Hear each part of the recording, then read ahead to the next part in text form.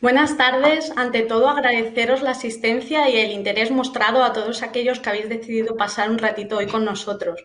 Mi nombre es Beatriz Sánchez, enfermera especialista clínico en Urgomedical, y deciros que para Urgomedical es un placer haber podido organizar este evento para todos aquellos profesionales que habéis estado al pie de la batalla durante esta pandemia y que a día de hoy, aunque todo poco a poco vaya mejorando, seguís estando ahí.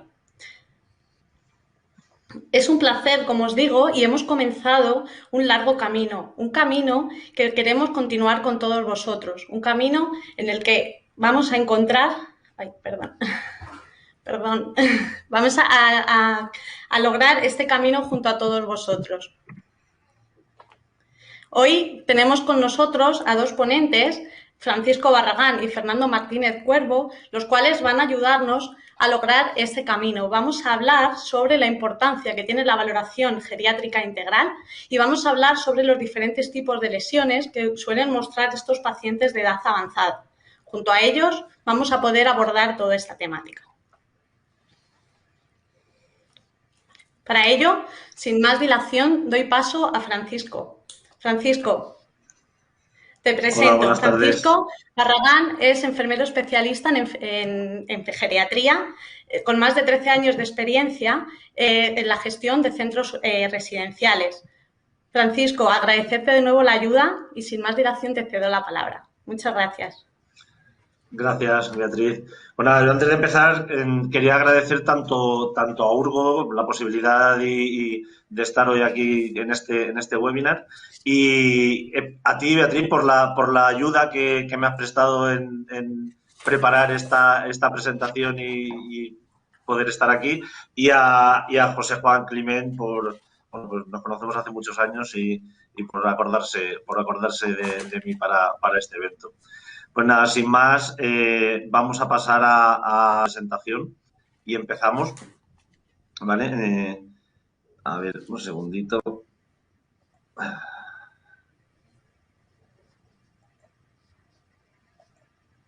Aquí.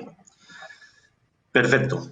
Bueno, pues nada, vamos a ver en este apartado, pues de una forma concisa. Tampoco vamos a profundizar mucho, un poco los conceptos de lo que es VGI y de qué se compone la misma, qué apartados tiene una valoración geriátrica integral y el papel importante que desarrolla esta herramienta cara a la planificación de cuidados en los mayores. ¿De acuerdo? Nada, como os he dicho, vamos a tratar este tema y vamos a ver precisamente eso, qué es la VGI. ¿Qué es la VGI? ¿De qué se compone la VGI? ¿Qué objetivos nos vamos a marcar cuando hagamos una valoración de nuestras personas mayores? Y una vez que tengamos claro el camino que queremos seguir cara a esos objetivos, marcarnos un plan estratégico de intervención adecuado que nos ayude a mejorar la calidad de vida de las personas a las cuales estamos cuidando. ¿De acuerdo? La VGI no es ni más ni menos que un proceso diagnóstico multidimensional, tal y como marca la Organización Mundial de la Salud, que ya nos dice que la persona es un ser biopsicosocial, pues evidentemente el proceso diagnóstico tiene que verse envuelto en ese ámbito, es decir, en la multidimensionalidad, en todas las partes y facetas que compone una persona. Es un proceso multidisciplinar y transdisciplinar, es decir, donde participamos infinidad de profesionales de la salud y donde en ese proceso de valoración todos nos nutrimos del resto de disciplinas que participan en él. ¿Qué objetivos nos vamos a marcar? Pues evidentemente esta valoración lo que nos va a llevar es a saber qué capacidades físicas, en qué condiciones está nuestro usuario, qué capacidades psíquicas tiene nuestro usuario y qué capacidades sociales presenta esta persona. ¿Con qué finalidad? Pues la finalidad clara es descubrir qué fortalezas y debilidades tiene la persona con la intención de poder desarrollar ese plan estratégico y poder generar un cuidado adecuado. ¿De acuerdo?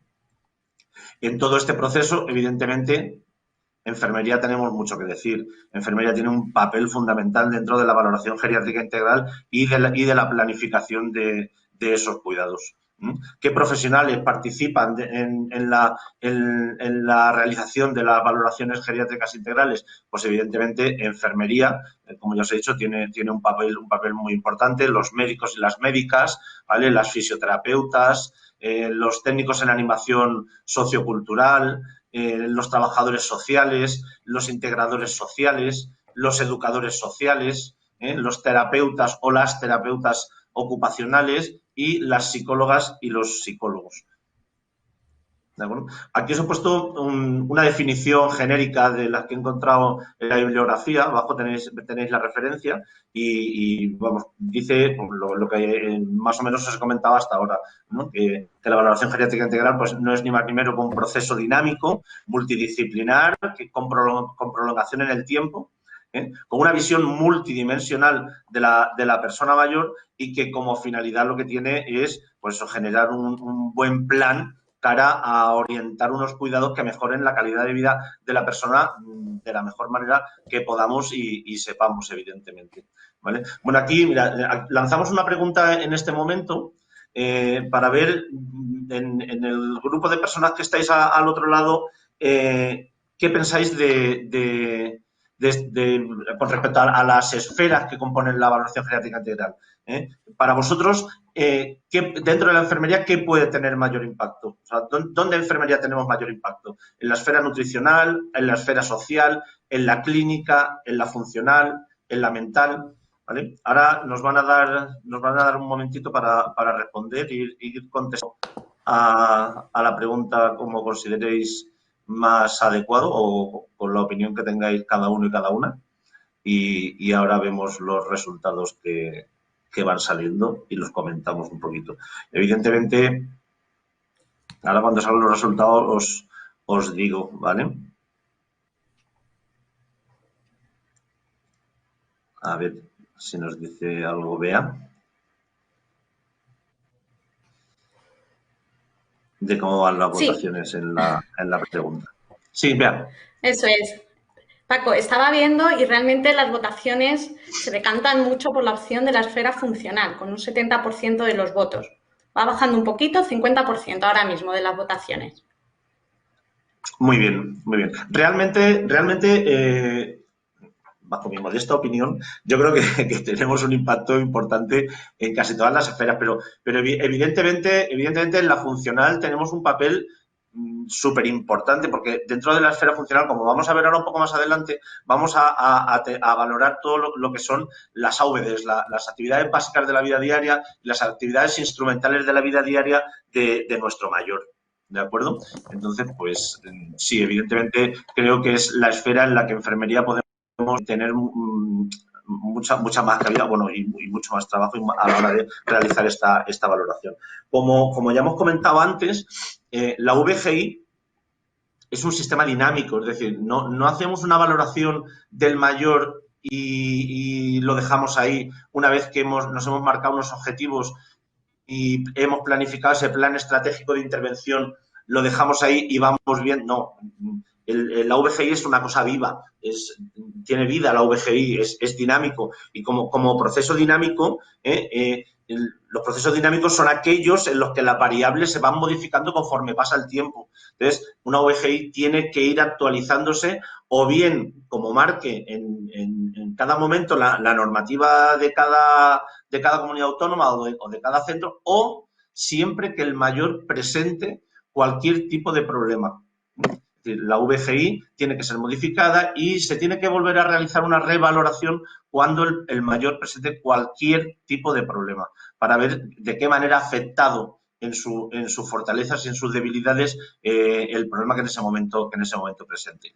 Dentro de la valoración de la esfera clínica, ¿qué vamos a buscar? ¿Qué vamos a valorar? Pues evidentemente vamos a hacer una entrevista clínica donde busquemos datos que nos lleven a saber el estado de la persona en ese momento y sus antecedentes. Realizaremos una exploración física, una valoración nutricional, haremos una historia nutricional, una historia farmacológica, buscaremos episodios de estreñimiento crónico, un historial de caídas, una valoración de la movilidad o la inmovilidad, historial de depresión, de deterioro cognitivo, de incontinencia y de disminución auditiva o de la agudeza visual. Solicitaremos a criterio facultativo aquellas exploraciones complementarias o a criterio de enfermería aquellas que creamos necesarias. Por ejemplo, la realización de un ecodoppler para la valoración de un índice tobillo-brazo es un criterio que podemos generar enfermería sin ningún tipo de problema. Es decir, las exploraciones complementarias también son transdisciplinares. Y la valoración del riesgo de presentar lesiones cutáneas. Dentro de este apartado, de este último apartado, no nos tenemos que centrar solo en hacer una valoración del riesgo que pueda presentar en un momento determinado nuestro mayor en relación a las úlceras por presión.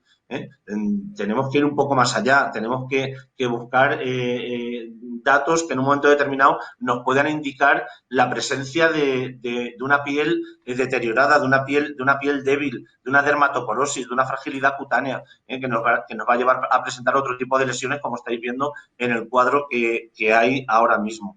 Como sabéis, a lo largo del tiempo todas las funciones metabólicas y fisiológicas de la piel van perdiendo funcionalidad y eso muchas veces hace que se presenten este tipo de problemas, ¿de acuerdo?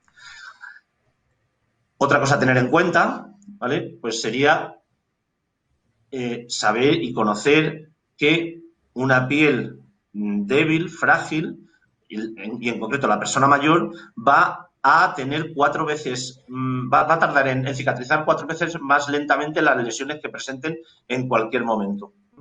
Al margen de todos aquellos problemas concomitantes que puedan presentar, como puedan ser la diabetes, los cambios en los vasos sanguíneos, la disminución de la inmunidad y la pérdida de la capa grasa, junto a otros factores que podamos encontrar. ¿De acuerdo? A ver. Y tampoco tenemos que perder de vista, no voy a entrar en esto porque seguro que Fernando va a profundizar más en este tema y simplemente lo quiero comentar, y es la aparición en las heridas de altos niveles de metaloproteasas que van a hacer que se cronifiquen o se alarguen en el tiempo en relación a su curación. Aquí tenemos las escalas de valoración que todos conocemos de úlceras por presión. Braden, Norton y Braden, que son las dos más conocidas y que más se utilizan a la hora de la valoración del riesgo. ¿Vale? Y no nos tenemos que olvidar nunca tampoco de, independientemente de la valoración del riesgo, hacer un plan de intervención que vaya encaminado a atención, donde evidentemente van a entrar pues la necesidad de superficies tanto dinámicas como estáticas, la planificación de unos cuidados con cambios posturales planificados, ¿vale? La higiene, muy importante, es decir, la higiene mayor es muy importante. Una buena higiene nos va a ayudar mucho también dentro de la prevención. Y luego la utilización de los ácidos grasos hiperoxigenados, ¿vale? El Corpitol, que evidentemente nos va a ayudar a hidratar la piel, a restablecer la película lipídica y nos va a fortalecer la piel aumentando la resistencia de la misma. En cuanto a la nutrición, la nutrición, alimentación, nutrición, pues tenemos que distinguir también muchas veces en lo que es alimentación y lo que es nutrición, ¿de acuerdo? El mayor también presenta una serie de alteraciones que vienen dadas con el paso del tiempo, pues como son disminución del olfato, disminución del gusto, disminución de la salivación, alteración de la deglución y de la masticación. Y luego, pues todos los problemas asociados también en la absorción de los nutrientes a lo largo del tracto digestivo. A esto le tendríamos que añadir aquellos fármacos, pues todos sabemos que nuestros mayores, todos toman muchísima medicación, ¿vale? Están polimedicados. Entonces, tenemos que conocer qué fármacos toman nuestros mayores con la intención de conocer las interacciones que en un momento determinado puede hacer ese fármaco con respecto a la nutrición. ¿De acuerdo?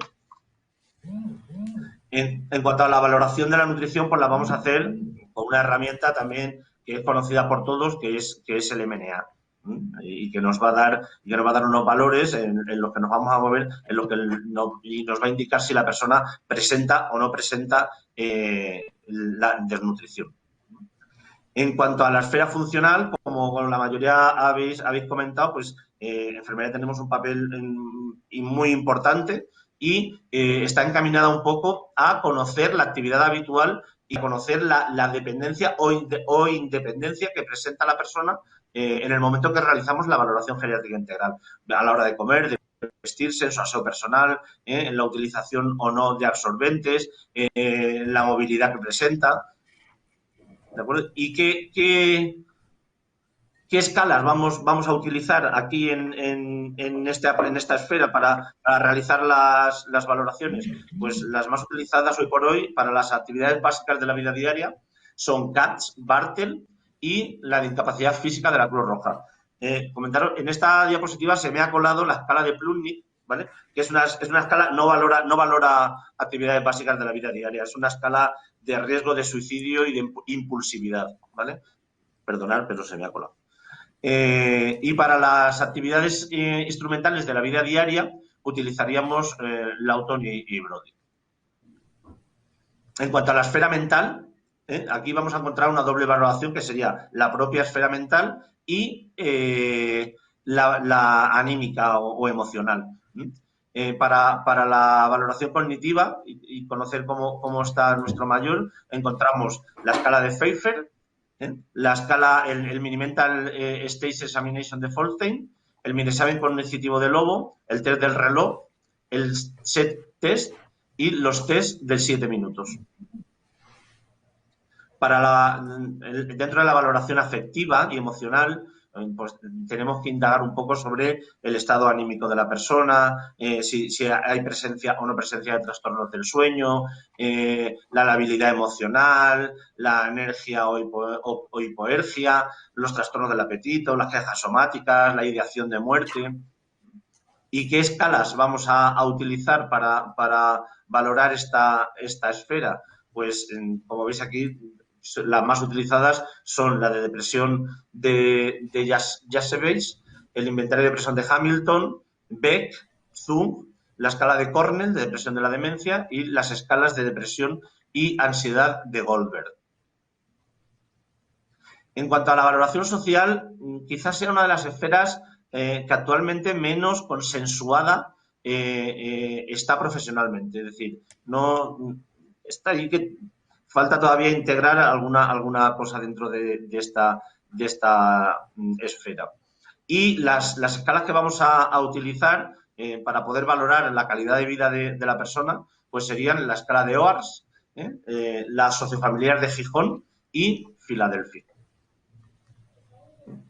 Realizar una buena valoración geriátrica integral, ¿vale? Es muy importante, sobre todo porque desde hace tiempo, desde hace ya unos años, estamos inmersos en un nuevo paradigma de cambio de cuidados, ¿vale? Y estamos caminando hacia un modelo de cuidados denominado atención centrada en la persona, donde el usuario empieza a ser el centro de los cuidados, con participación activa. Y los profesionales de la salud tenemos que empezar a conocer qué papel desempeñamos y jugamos dentro de este nuevo proceso del cuidar.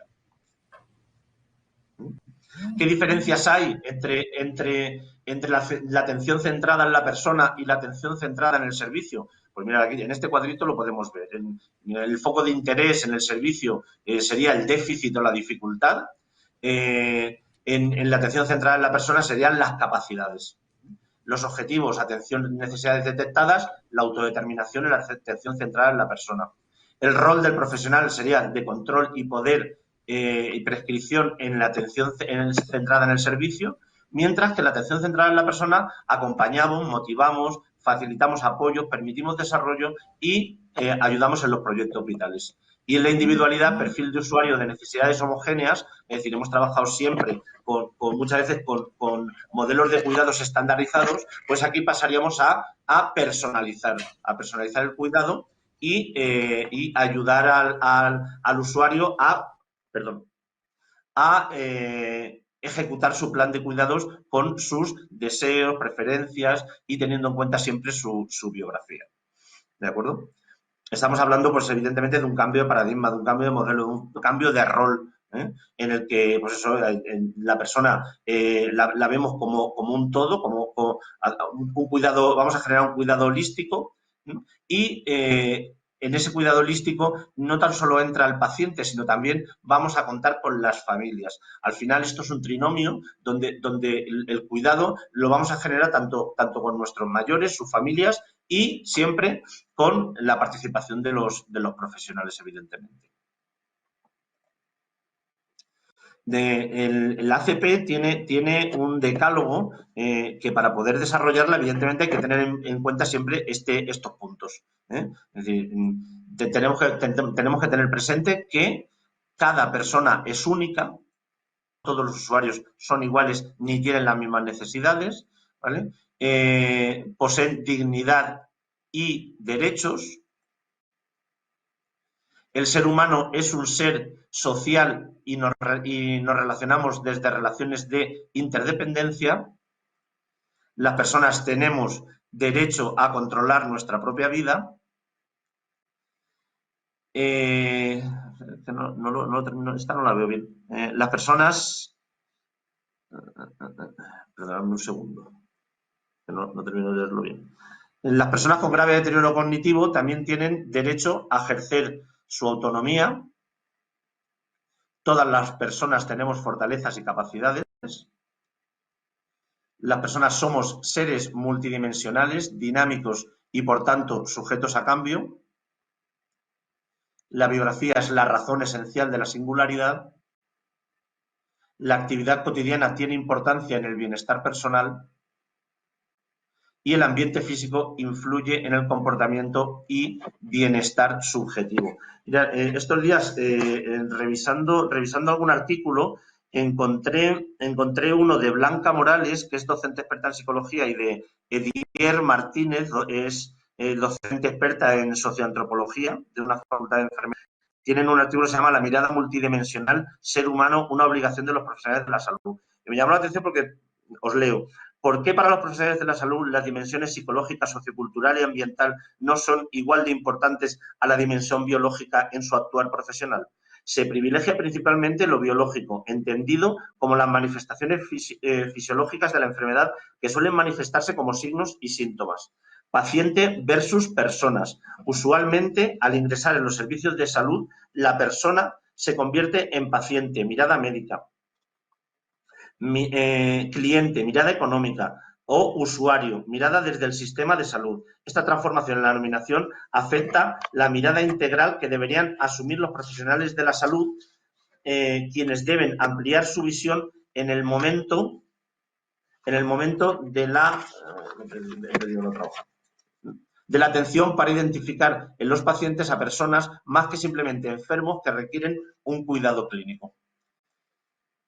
Y como conclusiones, deciros que la evaluación geriátrica integral es una herramienta que nos facilita marcarnos unos objetivos bien claros y, por lo tanto, nos va a ayudar a poder desarrollar un plan estratégico de intervención que va a mejorar la vida de nuestros mayores. La persona se beneficia de acciones encaminadas a hacer sus necesidades reales.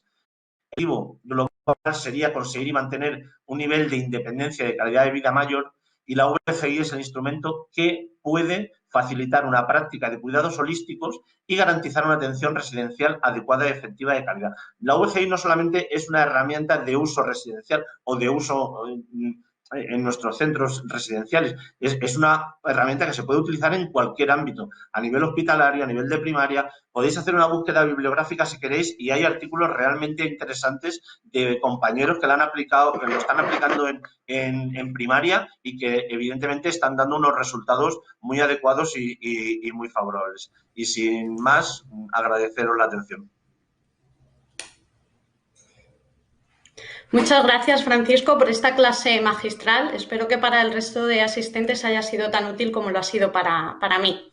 Os presento ahora a Fernando Martínez. Hola, Fernando. En este caso, presidente de la Sociedad Española de Enfermería Geriátrica y miembro comité de GNAU, quien va a compartir hoy con nosotros un breve resumen de los diferentes tipos de lesiones que podemos encontrar en este tipo de pacientes y el tratamiento adecuado, los pasos adecuados para realizar un tratamiento integral de estas lesiones. Muchas gracias, Fernando, por la participación en el día de hoy. Te cedo la palabra. Gracias, Beatriz. Hola a todos y a todas. Gracias por la invitación y gracias a Urgo por organizar este tipo de eventos. Para mí es un placer compartir esta jornada con Francisco, con Paco Barragán y contigo, Beatriz. Espero dar unas nociones, ¿no?, sobre la curación de las heridas que seguro que tú vas a completar con esa línea de apósitos. Y agradecerte, Paco, esa introducción, ¿no?, a la valoración de la persona, a la valoración de, en este caso, paciente por tener lesiones y que va a ser fundamental si queremos tener éxito en lo que es la cicatrización de nuestras lesiones, ¿no? Bueno, pues a la hora de cicatrizar, ¿no?, ya veis que estamos sensibilizados a que no todas las lesiones cicatrizan igual, ¿no? Desde esa cicatrización por primera intención, donde tan solo tenemos una pequeña parte, ¿no?, donde el cuerpo va a tener que regenerar nuevo tejido, que son en bordes, a una cicatrización por segunda intención, donde va a tener que granular, contraerse y epitelizar, aunque tenemos otras menos utilizadas, esa tercera intención o primera intención demorada, ¿no?, que después de hacer una limpieza y una semanita, 10 días de limpieza del lecho, se vuelve a suturar, o incluso una cuarta intención cuando nos ayudamos de injertos para favorecer la cicatrización de la herida, ¿no? Yo quería recalcar en esta diapositiva que cuando hay una cicatrización por segunda intención, siempre nos han dicho la importancia de que granule desde el lecho de la herida hasta la zona superficial para que bordes unan, ¿no? Bueno, pues ya de mano dejar claro que parte de esa cicatrización va a ser debida a la contracción de bordes, con lo cual elijamos bien qué producto ponemos en el lecho de la herida, que no nos separe bordes y que no esté impidiendo el acercamiento a través de esa contracción de lo que es el lecho de la herida que pueda cicatrizar. Pensar que el 70% de la cicatrización por segunda intención lo hace por contracción y no por granulación desde el fondo, ¿no? Por eso la importancia de tenerlo en cuenta y de hacer una buena selección de los productos que vayamos a utilizar, ¿no? ¿Dónde se nos producen estas lesiones? En la piel, claro. Y yo suelo plasmaros, ¿no?, que es la gran desconocida, la gran olvidada, aunque sea el órgano que más a flor de piel, valga la redundancia, tenemos, el órgano más accesible. Y sí es cierto que en determinadas medidas de estética o cuidado somos sensibles, aunque luego otras veces el concepto de estética y cuidado en esa imagen del premio Guinness de los Récords, ¿no?, 2003, 1093 piercings en la cara, solo en la cara. Yo me quedan muchas dudas de cuando se los quite si podemos estar hablando de cuidado, de estética o de maltrato de la piel, ¿no? Bueno, dicho esto, creo que todos somos conscientes de que la piel de niños y de mayores es diferente, y es diferente porque los primeros todavía no se ha formado ni se ha configurado como una piel adulta, y los segundos porque toda su historia de vida, el contacto con agentes externos y también el proceso de senescencia o de envejecimiento va a hacer que esa piel cambie, ¿no?, y sea más sensible a determinadas lesiones, ¿no? Cambie en toda la estructura de la piel, en epidermis, en dermis y en tejido celular subcutáneo. Yo remarcar, ¿no?, cómo en la epidermis esas invaginaciones de la membrana basal se enlentecen, prácticamente no existen, y de ahí que haya muchos desgarros y que haya también muchos hematomas subepidérmicos por culpa de presiones que se hacen sobre dermis que no son capaces de compensar en esa línea de unión con la dermis, ¿no? Y luego, por otro lado, otro elemento importante que tenemos que tener en cuenta las personas que trabajamos con mayores es que el manto ácido graso que está en el lecho de la herida, en la piel, por un lado se va a producir menos cantidad por el proceso de envejecimiento, pero también con peor calidad, ¿no? Con lo cual los queratinocitos de nuestra piel no van a estar firmemente adheridos, se va a descamar con frecuencia la piel de los mayores y va a ser más sensible a ser permeable y a sufrir roturas y lesiones, ¿no? De ahí que cuando en ese tejido, ¿no?, de piel se produce una herida, se forma una amalgama de tejido conjuntivo para sustituir esas fibras de colágeno, de elastina, de capilares que hay y que luego va a tardar tiempo, incluso un año, casi 2 años de maduración de esa piel, ¿no? De ahí que podamos tener distintas heridas, distintas soluciones de continuidad de partes blandas y que tendremos que ir abordando de forma seguramente diferente, dependiendo uno de la persona, del paciente, y otro de la tipología de herida con la que nos vayamos encontrando, ¿no? Y como Paco os había hecho una preguntita, pues a mí me gustaría trasladaros otra pregunta, ¿no? Y que nos contestéis así rapidito en ese golpe de ratón o de dedo, si estáis desde el móvil o desde la tablet. ¿Cuál es el tipo de herida más frecuente con la que os encontráis en vuestros centros?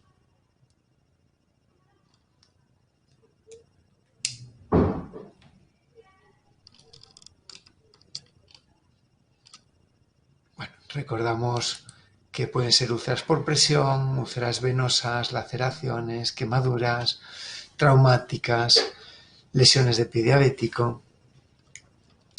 ¿Con cuál de ellas os enfrentáis más a menudo en el día a día? Vamos a esperar unos segunditos más, Fernando, pero de momento úlceras por presión va ganando con un 40% de los votos. Bueno. Seguramente sea una realidad en prácticamente la mayor parte de instituciones, pero pensar que las personas mayores que viven en su domicilio, que es la mayor parte, el 96% de nuestros mayores viven en su domicilio frente al 4 o 5%, en algunas comunidades el 6%, ¿no? Por ciento de mayores que viven en instituciones, ¿no? Y cómo las lesiones de pierna y de pie diabético también están presentes en el colectivo de mayores de una forma importante. Si bien es cierto que en instituciones las úlceras por presión suelen ser las más frecuentes. Así es, Fernando. Si finalizáramos ahora la votación, un 39% pertenece a úlceras por presión, seguido de un 33% por las úlceras venosas. Son las dos grandes familias, ¿no?, de lesiones. Sin embargo, no estamos exentos de muchas laceraciones, de muchas heridas agudas que por ser menos importantes nos pasan más desapercibidas, ¿no? Si preguntásemos en lesiones por presión, seguramente aparecerían volúmenes de 3, 4, más que 2, 3, precisamente por la importancia que les damos a la hora de abordarlas o sensibilizarnos hacia ellas, ¿no? Bueno, siguiendo un poco con la presentación, a la hora de clasificarlas, pues la clasificación puede ser variopinta dependiendo de cuál es el elemento que queramos discriminar para la clasificación, ¿no? El agente productor, la profundidad, si son complejas o no, la etiología, el espesor del tejido afectado. En definitiva, yo creo que nos sentimos cómodos cuando hablamos de heridas agudas y en nuestros mayores pues quizás por el agente productor las heridas contusas o inciso-contusas, ¿no?, suelen ser las más frecuentes, o si hablásemos de profundidad, las desolladuras, los arañazos suelen ser también bastante presentes en nuestra realidad con las personas mayores, ¿no?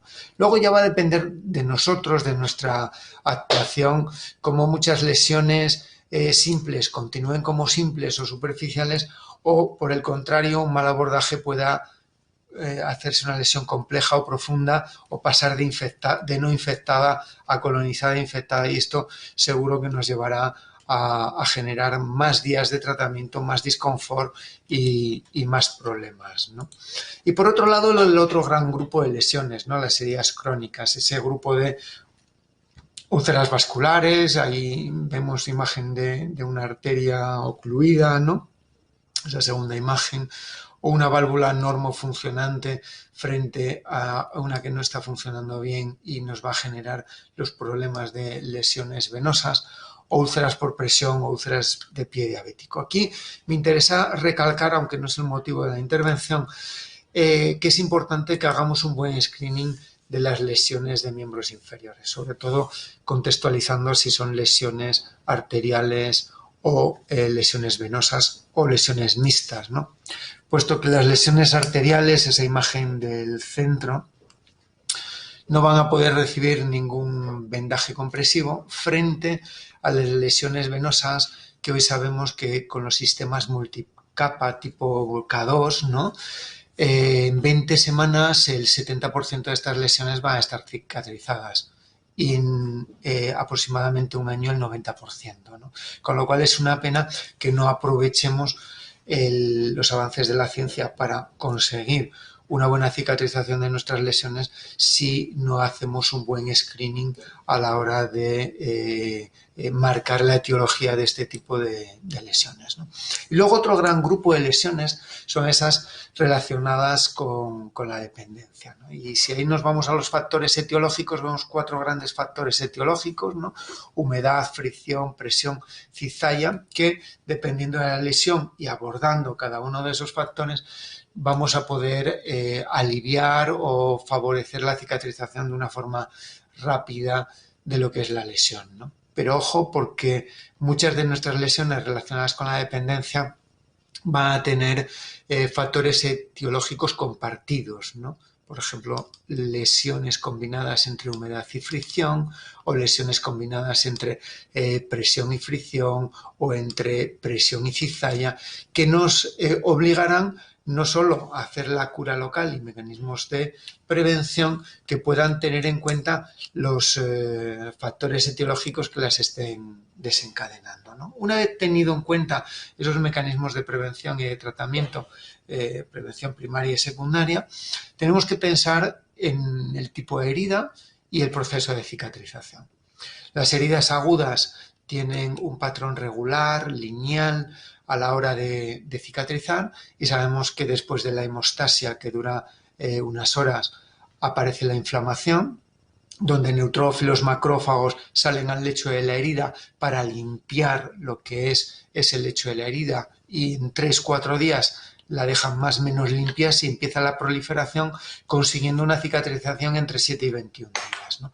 La realidad de nuestras heridas crónicas es que no cicatrizan en 7 y 21 días, y no cicatrizan porque ese proceso de cicatrización no es lineal, sino que hace bucle, y después de pasarse determinados periodos de tiempo proliferando, granulando y mejorando, hay un retroceso a la fase inflamatoria, y con ese retroceso a la fase inflamatoria hay un enlentecimiento o un retardo en el proceso de cicatrización. Esto por un lado, y por otro lado en que los tiempos de duración de estas fases no son los mismos que en la herida aguda, ¿no? Mientras que en una herida aguda hablábamos de 3-4 días del proceso inflamatorio, en una herida crónica podemos estar hablando de 3-4 meses, o incluso la proliferación hasta la epitelización, que puedan ser 1 a 3 semanas en las heridas agudas.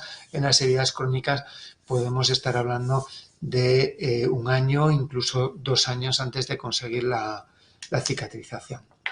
Por eso es importante tener en cuenta que en las heridas crónicas tenemos que reevaluar concienzudamente nuestras lesiones para detectar que no haya un retroceso a la fase inflamatoria, no haya un estancamiento del proceso de cicatrización y estimular al máximo lo que es esa granulación.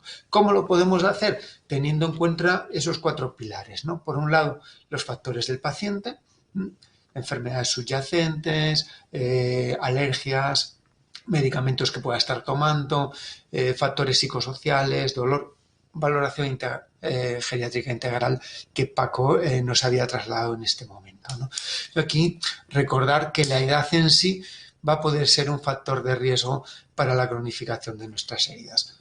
Ya nos lo adelantaba Paco, ¿no? En personas mayores el volumen de metaloproteinasas es mucho mayor que en personas jóvenes y estas metaloproteinasas pueden estar retrasando el proceso de cicatrización. O simplemente personas con patologías crónicas que también van a estar condicionando el volumen de metaloproteinasas que puedan haber en el lecho de la herida, ¿no? Por otro lado, los factores relacionados con la herida, qué tipo de herida es, la etiología, si está infectada, si no está infectada, y 2 elementos clave que a veces olvidamos. Por un lado, las competencias del profesional, habilidades, conocimientos que pueda tener el profesional a la hora de abordar las heridas, y por otro lado recursos, ¿no? Para nada sirve plantear que las lesiones venosas, ¿no? Con un vendaje compresivo multicapa en 20 semanas el 70% van a estar cicatrizadas si no voy a tener un Doppler para hacer un ITB o un sistema multicapa para poder aplicar, ¿no? Por eso es importante que los sistemas nacionales y las comunidades autónomas dispongan de materiales actualizados y de materiales que alivien realmente esta problemática, ¿no? Bueno, pues empezando ya a desmembrar, ¿no? el día a día de la curación de las heridas, yo me gustaría recordar y no dejar atrás la importancia de la retirada del apósito, ¿no? Aparte de hacer una retirada correcta para no hacer desprendimiento ni lesión de bordes, recordar que habitualmente cuando hay una persona poliulcerada nos llama la atención la lesión más problemática. La lesión generalmente más infectada, más contaminada y que deberemos de dejar siempre para el final y nunca empezar por el principio para evitar sobrecontaminar otras lesiones más distales o menos contaminadas, ¿no? Está menos contaminada una lesión en espalda o en hombro o en pierna que una en sacro, ¿no? Por ser una zona sucia per se. Con lo cual empecemos siempre por las zonas más limpias o por las lesiones no infectadas para luego pasar a las lesiones que puedan tener algún tipo de infección o de carga bacteriana más reseñada o en una zona más sucia. ¿Cómo limpiamos esta herida? Pues las evidencias clínicas nos dicen que utilicemos suero salino, que utilicemos agua destilada o agua del grifo potable. Cualquiera de ellas tiene una evidencia alta a la hora de producir una buena limpieza de la lesión. Y también nos dice en limpieza, de forma sistemática, de forma rutinaria, no debemos de poner antisépticos. Los antisépticos no son selectivos y van a ser capaces de destruir patógenos, pero también con el mismo mecanismo de acción que destruyen patógenos, destruir células sanas. De ahí que van a tener un efecto citostático sobre las lesiones, sobre las células sanas y retrasar el proceso de cicatrización al estar mortificando estas células del propio individuo, ¿no? Tanto en documentos y guías de ámbito nacional como de ámbito internacional, la limpieza nos la recomiendan hacer con suero salino, con agua destilada o con agua potable. Y también nos recomiendan la no utilización de los antisépticos de forma sistemática en las heridas crónicas, independientemente de la etiología y de la fase de cicatrización en la que se encuentren. Algo importante en la limpieza es que no enfriemos la herida. Cada vez que destapamos la herida, el cuerpo tarda entre 4 y 6 horas en normalizar esa temperatura para que luego las células sigan replicándose, con lo cual cuanto menos enfriemos la herida mejor. Y también sería necesario que utilizáramos presiones efectivas de lavado, ¿no?, que estarían entre 1 y 4 kilogramos por centímetro cuadrado. Aproximadamente el 2,5 sería lo correcto, y lo vamos a conseguir o bien con suero por irrigación o bien con la jeringa de 20 y esa aguja endovenosa que nos va a permitir llegar a ese 2,5 de presión y de esta manera limpiar el lecho de la herida de una forma eficaz. Más adelante veremos la importancia del lecho de la herida en la formación de biofilms, ¿no? Y una vez que limpiamos la herida, pues tan solo nos quedaría pensar en que debemos de secar bordes y secar la propia herida para no saturar el apósito y darle una vida más larga a esa capacidad de absorción que pueda tener y a esa protección de piel perilesional, ¿no? Pero también pensar que cada vez que nosotros tenemos una herida con tejido de granulación y friccionamos sobre el tejido de granulación, hacemos sangrar o simplemente presionamos y retiramos, en esa gasa vamos a estar llevando células sanas. Con lo cual, respetemos al máximo el tejido de granulación, porque si no, nuestra mala praxis estará retrasando lo que es la cicatrización, a causa de que en cada cura nos estaremos llevando el tejido neoformado durante las últimas horas o incluso los últimos días, dependiendo del tipo de paciente que estemos curando, ¿no? Y tendremos que luchar contra esas barreras de la cicatrización una vez que tengamos limpia la herida. Tenemos limpia la herida, valoramos necrosis, desbridamiento, para evitar que esa necrosis sea una barrera a la cicatrización. Tendremos que valorar la carga bacteriana y reducir esa carga para estimular la cicatrización, y tendremos que controlar el exudado, porque si no hacemos una buena gestión del exudado, al final vamos a estar retrasando el proceso de cicatrización, y hablaremos 2 diapositivas al final de mi presentación sobre la importancia de esta gestión del exudado. Pues bien, tejido necrótico y esfacelado se presenta de distintas formas, en distintas localizaciones, y algo importante, en distintas personas, en distintos pacientes. De ahí que antes de elegir una técnica de desbridamiento tendremos que pensar en valoración geriátrica integral en el paciente, en qué factores de riesgo puede tener esa herida, está anticoagulado, no está anticoagulado, es diabético, no es diabético, en qué ámbito asistencial me encuentro y en qué características concretas tiene la herida, ¿no? Hay un tendón visto, está encima de una cápsula articular, para después combinar esas características con mis objetivos de desbridamiento. Mi objetivo es hacer un desbridamiento rápido, lo más rápido posible, pues entonces tendré que irme a un desbridamiento quirúrgico. Sin embargo, si mi objetivo en el tratamiento de esta persona o de esta herida es que no exista dolor, tendré que irme a un desbridamiento autolítico, que es el más eficaz a la hora de no generar dolor en este tipo de pacientes, ¿no? Por otro lado, fijaros, en caso de que haya exudado abundante o que haya infección, la recomendación va a ser siempre un desbridamiento cortante, ¿no? Con lo cual, tengamos en cuenta nuestros objetivos para poder plantearnos el desbridamiento. Si el desbridamiento al final va a ser un desbridamiento cortante a pie de cama, va a poder ser en una sola sesión, bien dependiendo de las habilidades y conocimientos del profesional que lo vaya a estar haciendo, o bien en varias sesiones por planos, y a lo largo de varios días vamos a poder llegar a limpiar al máximo el lecho de esa lesión, para después combinarlo con otros productos que sigan favoreciendo la limpieza y desbridamiento. Otros productos como puedan ser desbridantes enzimáticos, osmóticos, si bien una puntualización a estos desbridamientos enzimáticos y osmóticos, tendremos que proteger piel perilesional, porque van a poder reblandecer, van a poder macerar y lesionar esta piel perilesional, con lo cual tendremos que ser cuidadosos a la hora de cuidar y proteger la lesión. O bien utilizar un desbridamiento electrostático, que también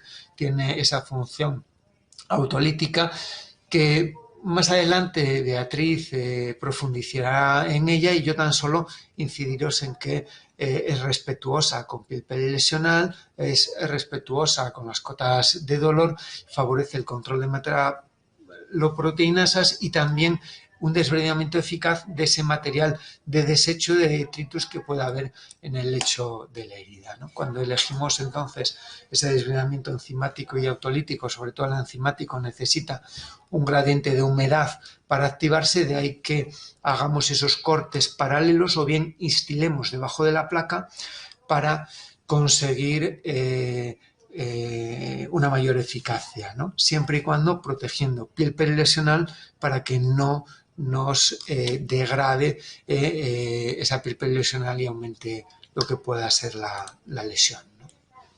Importante entonces eliminar todo el material de desecho, todo el detritus, porque ese material de desecho va a ser un riesgo para la infección, va a ser nutrientes para los gérmenes que ahí pueda haber, además de un lugar de acontonamiento y de formación de biofilms. Y ojo, porque como en esa primera imagen superior derecha vamos a poder identificar el biofilm, en otras muchas lesiones no va a ser visible, pero sí va a estar, con lo cual es importante eliminar todo el material de desecho y posteriormente enfrentarnos a lo que pueda ser la infección, ¿no? ¿Por qué enfrentarnos a la infección?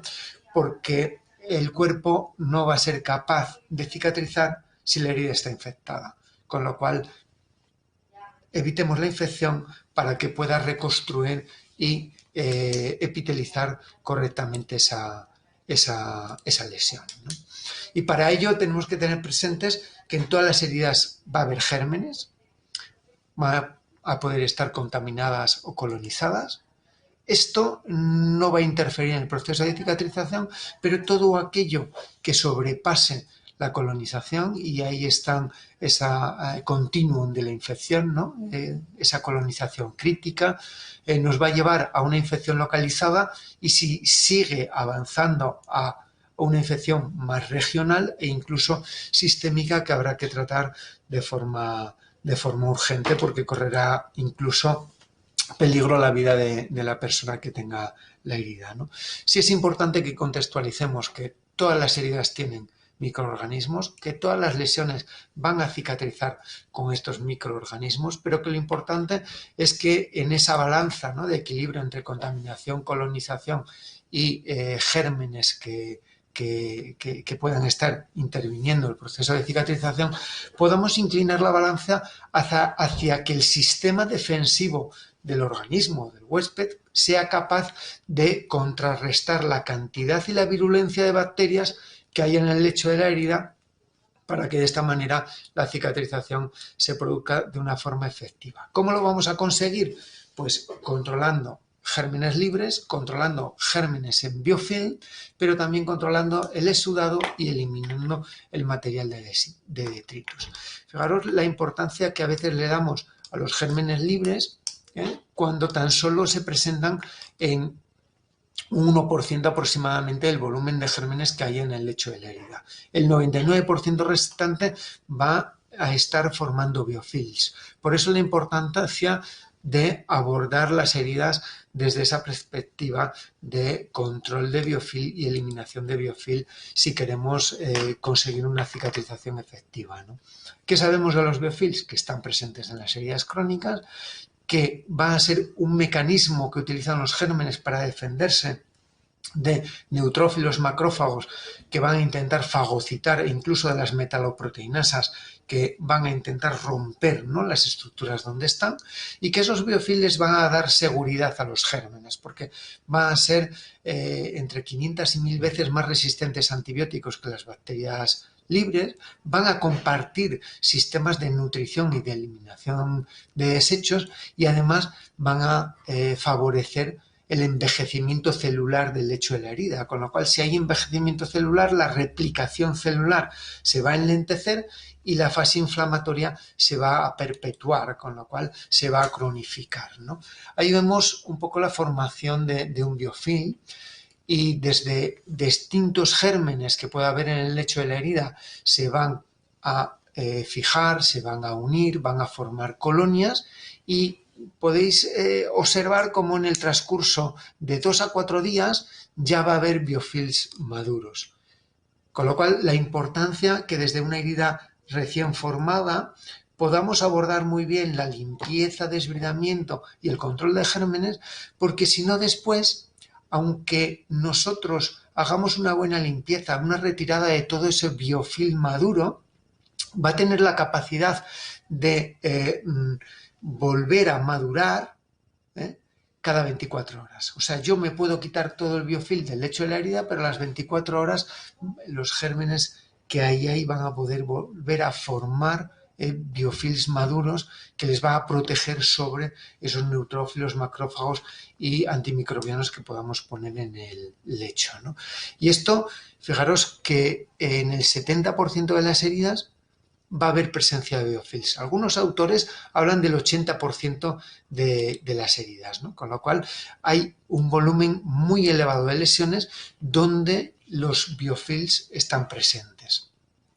Con lo cual es muy importante prevenirlo, como con una buena técnica de limpieza de la herida, ser muy exhaustivos en la limpieza, y es muy importante tratarlo a través de una acción mecánica retirando el biofilm y a través de un producto antimicrobiano que pueda estar controlando los gérmenes que hay en el lecho de la herida. Ahí veis la imagen con un biofilm, esa túnica amarillenta, serosa, que se desprende con facilidad. Veis cómo con la punta de un bisturí somos capaces de retirarla, no está adherida a lo que es lecho, y cómo la herida queda con un aspecto granulante, con un aspecto de epitelizar. Sin embargo, si no ponemos un antimicrobiano, aunque no parezca que tenga signos clínicos de infección, a las 48 horas, cuando volvamos a realizar la cura de esta lesión, volveremos a tener la imagen superior izquierda con ese biofilm maduro ya formado, ¿no? Otra imagen de biofilm en una herida cronificada durante 6 meses y que no se controlaba, ¿no? Ese biofilm bacteriano que había en el lecho, como al cabo de 2 semanas con antimicrobiano aparece la foto de la derecha, y como al cabo de 4 semanas más la lesión prácticamente ya no aparece en biofilm, sí se nota un poquito en esa zona central sobre todo, y ha ido mejorando de forma sustancial, no solo el lecho, sino también perilesión y la pierna en general de lo que es esa persona que tiene la lesión, ¿no? En esas 2 lesiones que no tienen signos clínicos, pero sí que están en esa colonización crítica, con un estancamiento en el proceso de cicatrización y un aumento de sudado, y ahí vemos cómo esa imagen de la derecha y en esa imagen de la lámpara de Wood, con esa fluorescencia, lo que nos está indicando que esa lesión tiene más de 10 a la 5 colonias de pseudomonas por centímetro cuadrado, ¿no? Con lo cual estaríamos hablando de unos volúmenes de gérmenes que nos estarían marcando infección clínica, no solo infección local, ¿no? Sin embargo, sin rubor, tumor, calor. Y un recordatorio que en las lesiones cutáneas, en las heridas, en las úlceras en general, no está indicado, no está recomendado el uso de antibióticos tópicos por la hipersensibilidad retardada, por la sobreinfección de gérmenes multiresistentes, por la resistencia a antibióticos. España somos un país exportador de gérmenes resistentes a antibióticos y no nos debe de caber la menor duda de que es por la mala práctica en el uso de estos antibióticos en distintas patologías, entre ellas, como no, el abordaje de las úlceras cutáneas, ¿no? Inconvenientes: dosis, cambio de curas cada 8-12 horas, tratamientos cortos de 10-12 días, no más, y tratamientos selectivos, para unas bacterias sí, para otras no, ¿no? Y ya entrando en esa última fase de la presentación para abordar el tema de sudado, el sudado que aparece en la fase inflamatoria, ya en esos 3-4 días, deciros que ese sudado es normal en las heridas, pero también que va a servirnos de caldo de cultivo para bacterias y biofilm, y que va a retrasar el proceso de cicatrización al favorecer la expansión del biofilm, ¿no? De alguna manera, el exudado en las heridas crónicas va a tener un efecto adverso, va a tener un retraso en el proceso de cicatrización, y ese retraso en el proceso de cicatrización viene debido sobremanera por la presencia de las metaloproteinasas que van en este exudado, ¿no? En condiciones normales, en una herida aguda y con metaloproteinasas equilibradas, estas metaloproteinasas se van a encargar de degradar la matriz extracelular que está dañada, se van a encargar de degradar la membrana basal capilar para que se inicie la neoangiogénesis y van a favorecer la migración celular y también la contracción de la matriz extracelular. Fijaros, en las primeras diapositivas os decía, el 70% de la lesión va a cicatrizar por contracción, ¿no? Las metaloproteasas van a favorecer esta contracción de la matriz extracelular cuando están equilibradas. ¿Qué sucede en una herida crónica que hay un exceso de metaloproteasas? Que se va a degradar no solo esa matriz extracelular dañada, sino también la neoformada, la que el cuerpo ha ido formando para granular y contraerse y epitelizar, pues se va a empezar a degradar, la lesión puede aumentar de tamaño, va a prolongarse la fase inflamatoria, con lo cual va a haber un retraso en el proceso de cicatrización y va a impedir que los factores de crecimiento estén favoreciendo lo que es la granulación y la epitelización de lo que es la herida, ¿no? Fijaros cómo distintos estudios han identificado las metaloproteasas en todo tipo de lesiones crónicas, en úlceras venosas, en úlceras por presión, en pie diabético, en discencias quirúrgicas, en heridas agudas cronificadas, en heridas del paciente mayor, ¿no? Con lo cual es importante controlar el exudado y es importante, o algunos autores ya nos dicen, que antes de que aparezcan las lesiones, la úlcera, ya hay un aumento de las metaloproteasas antes de que aparezcan dichas lesiones, ¿no? Con lo cual, en pacientes mayores, muy importante poder gestionar y controlar esa presencia de metaloproteasas. Una vez controlado, una buena limpieza, un buen desbridamiento y la carga bacteriana, tan solo nos queda estimular la granulación, ¿no? Y hoy sabemos que la estimulación de la granulación, los productos de cura en ambiente húmedo son los más eficaces, que tendremos que adaptar a las características de nuestra lesión, tanto en forma, en localización, como en el tipo de tejido y necesidades que pueda tener. Sin más, gracias por vuestra atención y quedo a vuestra disposición para ese turno de preguntas que habrá seguro al final, ¿no? Sin más, paso la palabra a Beatriz para que pueda continuar con esta intervención. Muchas gracias, Fernando, por la participación de nuevo. Muchas gracias por esta clase magistral de nuevo, al igual que ha ocurrido con Francisco. Y muy buen resumen, ¿no?, de esos diferentes tipos de lesiones que encontráis en vuestro día a día en este tipo de pacientes y en esos pasos a seguir para realizar un correcto tratamiento de los mismos, para poder abordarlos. Muy bien, enhorabuena, Fernando. Yo ahora, igual que han hecho Francisco y Fernando, me gustaría lanzaros en pantalla dos preguntas. Quiero saber cuál es vuestra opinión, qué es lo que más os preocupa o menos os preocupa en el momento que veis una lesión. Para ello, os lanzo la primera pregunta, que lo que nos dice es qué es lo que más te preocupa cuando tienes una herida no infectada. Opciones disponibles: limpiar y desbridar, la gestión del exudado, disminuir el tiempo de cierre o que mi lesión no empeore.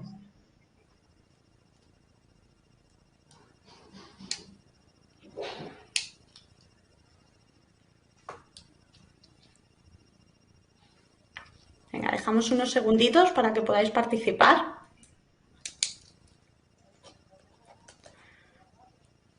Venga, vemos que no empeore y disminuir el tiempo de cierre como opciones más elegidas.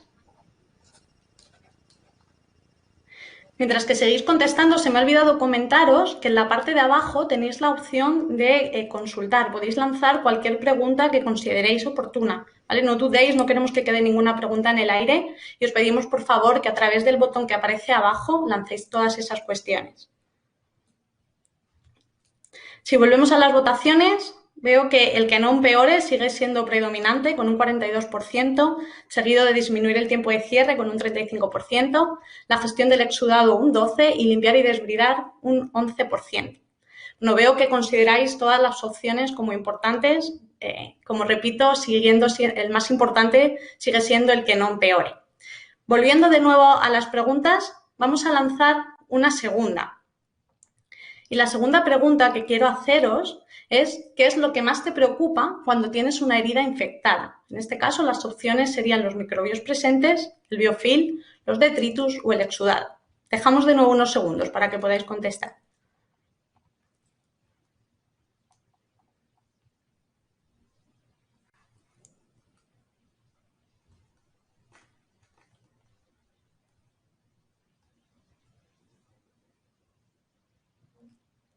Veo que el biofilm de momento gana la batalla.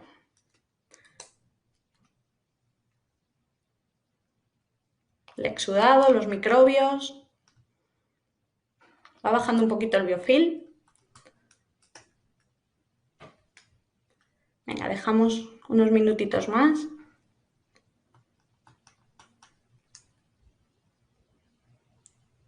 Biofilm sigue ganando con el 52% de los votos, seguido de microbios presentes con un 24% y el exudado un 18%.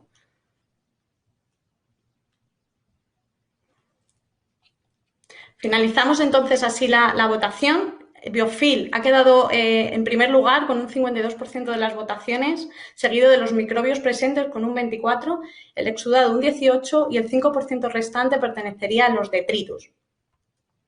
Y bien, me diréis, vale, pero todos son importantes. Efectivamente, era una pregunta un poquito trampa y todos los elementos que aparecen en la pantalla serían importantes a la hora de abordar una lesión. ¿Y qué problemas? ¿Qué vamos a encontrar cuando vosotros os encontráis delante de una lesión? Vamos a encontrar diferentes elementos u objetivos que deberemos tratar o conseguir. Vamos a encontrar así que normalmente el lecho de nuestras lesiones se encuentran sucios. Vamos a necesitar de una limpieza completa y continua de nuestra lesión. Vamos a encontrar también un riesgo o presencia de infección, para lo cual vamos a necesitar realizar una buena limpieza completa y continua, como comentábamos. ¿Gracias a qué? Por ejemplo, un desbridamiento electrostático que nos mantenga esta herida limpia desde el inicio hasta el cierre completo de la misma. A la vez que abordaría otros problemas adicionales, como por ejemplo el riesgo de infección. Vamos a ver también cómo cuando una herida se cronifica, esta herida tiende a alargarse en el tiempo. El motivo, el exceso de metaloproteinasas que comentaba anteriormente Fernando. Vamos a ver que estas metaloproteinasas van a hacer que la herida se estanque en la fase inflamatoria y de este modo va a permanecer estancada, alargando así el tiempo de cicatrización. Y por último, vamos a ver que las heridas presentan niveles de exudado, niveles que debemos de gestionar para impedir, por una parte, ese mayor riesgo de sufrir una lesión y, por otra parte, poder evitar otras complicaciones como la maceración de los bordes o un alargamiento del proceso de cicatrización, que ya hemos comentado. Y este es el motivo de necesitar limpiar y mantener la herida limpia. ¿Qué vamos a conseguir cuando yo realizo esta limpieza completa y continua de la lesión? Vamos a conseguir tratar la inflamación, vamos a conseguir disminuir esos niveles de exudado que a su vez nos van a ayudar a reducir el riesgo de infección y alcanzar la fase de granulación de la lesión lo antes posible. Para ello, Urgomedical pone a vuestra disposición apósitos con fibras poliabsorbentes. Estas fibras están compuestas de polímeros de poliacrilato de amonio y núcleo acrílico. Estas fibras van a realizar esa limpieza y ese desbridamiento completo y continuo gracias al desbridamiento electrostático que producen. Funcionan por diferencia de cargas, de tal forma que la carga negativa que presentan las fibras atrae la carga positiva, que en este caso presentaría el tejido desvitalizado, el detritus. Esta diferencia de cargas va a realizar una absorción de todo este tejido, de este exudado, de este detritus y una retención de forma vertical. ¿Y esto a qué se debe? A que cuando estas fibras entran en contacto directo con el exudado, gelifican y proporcionan esta retención en vertical. Además, ese núcleo acrílico presente en las fibras van a dar gran resistencia a la fibra, de tal forma que va a poder ser retirada en una sola pieza sin dejar ningún resto en el lecho de la lesión. Hasta aquí hemos abordado ese primer elemento, esa limpieza de las lesiones. Pero ojo, porque hay otro dato a tratar, otro elemento que debemos evitar y tratar una vez que lo tenemos presente. Y es que más del 50% de las heridas crónicas progresarán desde una colonización a una colonización crítica o incluso a una infección. Y esto es un problema que deberíamos de abordar. Y cuando hablamos de esos elementos que aparecen en la infección, tenemos que tener claro que tenemos 4 elementos diferenciados, los cuales podemos englobar en 2 bloques principales. Por una parte tenemos esos enemigos visibles, esos que mirando la lesión podríamos apreciar, como es el exudado, el desfacelo, los detritus, y por otra parte los enemigos ocultos. Aquí encontraríamos, por ejemplo, los microorganismos y el biofilm. Una vez que los microorganismos se asocian de forma, no me sale la palabra, de forma fija, se encapsulan con esa capa mucopolisacárida y formarían ese biofilm. Es como si dijéramos que los enemigos visibles son el caldo de cultivo de los enemigos ocultos, por lo que debemos de actuar en esta primera parte para evitar la formación de la segunda. Si yo no actúo correctamente en este paso, vamos a ver cómo se forma un círculo vicioso, ese círculo vicioso de la infección, de tal forma que esos detritus, ese esfacelo presente en la lesión, van a servir como alimento de esos microorganismos libres que vamos a encontrar dentro de la lesión. Estos van a agruparse, se van a generar un grupo estable de microorganismos formando este biofilm, que a la vez va a estimular la inflamación y va a limitar la acción de la plata, ¿vale? Todo esto va a ser un círculo vicioso que si yo no actúo de forma temprana y no rompo de forma integral el mismo, va a estancarnos la lesión y no nos va a dejar avanzar en el proceso de cicatrización. Se va a generar así este círculo vicioso que va a dañar el tejido, va a retrasar la cicatrización, estancándolo en la fase inflamatoria y va a desencadenar la reaparición de la infección. Para ello, Urgomedical tiene una solución. Se trata de Urgoclean Plata. ¿Y qué es lo que compone Urgoclean Plata? ¿Cómo funciona? Por una parte, tiene las fibras poliabsorbentes, esas fibras que acabamos de explicar, las cuales van a realizar un desbridamiento electrostático, realizando así una limpieza completa y continua de la lesión. Y por otra parte, la matriz TLC-AG, esa matriz TLC a la que se le ha añadido el protón plata. Y bien, esto no nos lo hemos inventado nosotros, sino que la evidencia lo ha demostrado. La publicación del modelo real, la revista Roll, demostró que para tratar de forma integral la infección, debo atacar los 4 pilares que la forman. Debo regular el exudado, eliminar los microbios, arrollar el biofilm y limpiar los detritus presentes en el lecho de la lesión. Veamos un poquito más uno por uno. Realmente, cuando yo regulo el exudado, debo de buscar retirar todo ese exceso de sudado presente en el lecho mediante la absorción vertical y siempre buscar el proteger esa piel perilesional. Vamos a eliminar los microbios presentes, pero ojo, también debemos de eliminar los microbios que se encuentran formando parte de ese biofilm estructurado que veremos a continuación. Cuando hablamos del biofilm, como bien ha comentado Fernando, más del 70% de las heridas crónicas lo presentan. Se forma muy rápidamente y una vez que es destruido se regenera con facilidad. Es muy importante la prevención del biofilm con una buena limpieza, una limpieza completa y continua en todo momento, como un buen ataque, un buen tratamiento del mismo, rompiendo por una parte esa capa mucopolisacárida que lo protege y atacando de forma posterior a los microbios que lo están formando. Y por último, limpiar los detritus, ese tejido desvitalizado, todo ese tejido muerto que está en el lecho de la lesión y que deberíamos de retirar para eliminar así ese caldo de cultivo para las bacterias presentes en la lesión. Y todo esto es lo que le otorga a Urgoclean Plata esa necesidad o esa capacidad, mejor dicho, para abordar los 4 pilares de la infección, convirtiéndolo en el único apósito de plata que aborda estos 4 pilares. ¿Y dónde puedo utilizar Urgoclean Plata? ¿Dónde está indicado? Pues es un apósito muy versátil que podemos utilizar en toda herida aguda o crónica con signos de infección local o colonización crítica. Además, es un apósito que puede recortarse, lo que nos va a permitir adaptarlo muy fácilmente al lecho de la lesión. Incluso podemos utilizarlo bajo sistemas compresivos o apósitos secundarios. Bien. Hemos visto hasta ahora dos elementos. Por una parte, esa limpieza completa y continua de la lesión y por otra parte, la infección. Pero ¿y si yo tengo una herida que no está infectada? Ese tercer paso, ¿qué elementos puedo encontrar yo que retrasen la curación de mi lesión? Vamos a encontrar, por una parte, esa presencia de detritus, fibrinas, bacelo y restos celulares en el lecho. Esa presencia de detritus que sí o sí va a necesitar de esta limpieza completa y continua de la lesión. Y repetimos, desde el inicio de la lesión hasta el cierre completo de la misma. Vamos a encontrar también un exceso de metaloproteinasas, un exceso que, como ya hemos visto con Francisco y con Fernando, y como veremos a continuación, debemos de tratar desde el principio. Y por último, microvasos sanguíneos dañados. Estos microvasos sanguíneos que lo que van a hacer es no aportarnos una vascularización suficiente, lo que va a hacer que el lecho de la lesión no reciba ni el oxígeno ni los nutrientes necesarios para una buena regeneración del tejido. ¿Y qué rol juegan las metaloproteasas? Que ya Fernando nos ha hablado un poquito de ellas. Bueno, estas enzimas proteolíticas realmente cuando están en equilibrio, como ha comentado Fernando, hacen una labor maravillosa. Van a ayudar a esa matriz extracelular, van a destruir, mejor dicho, esa matriz extracelular dañada, van a ayudar a que la vascularización en la zona de la lesión sea la correcta, pero cuando estas metaloproteinasas están en desequilibrio, están en exceso, vamos a encontrar problemas. ¿Por qué? Porque van a degradar también esa matriz extracelular que se está formando, esa matriz extracelular neoformada, a la vez que van también a disminuir la producción de factores de crecimiento. Todo esto nos va a llevar a un problema y la evidencia muestra que en alguna tipología de heridas, como es por ejemplo una diabetes mellitus, una insuficiencia venosa crónica, ya va a haber de base una elevación de metaloproteasas. Pero es que además no solo tenemos que buscar una patología de etiología crónica, sino que en pacientes de edad avanzada, por el simple hecho de esa edad avanzada, ya va a tener un exceso de metaloproteinasas de base.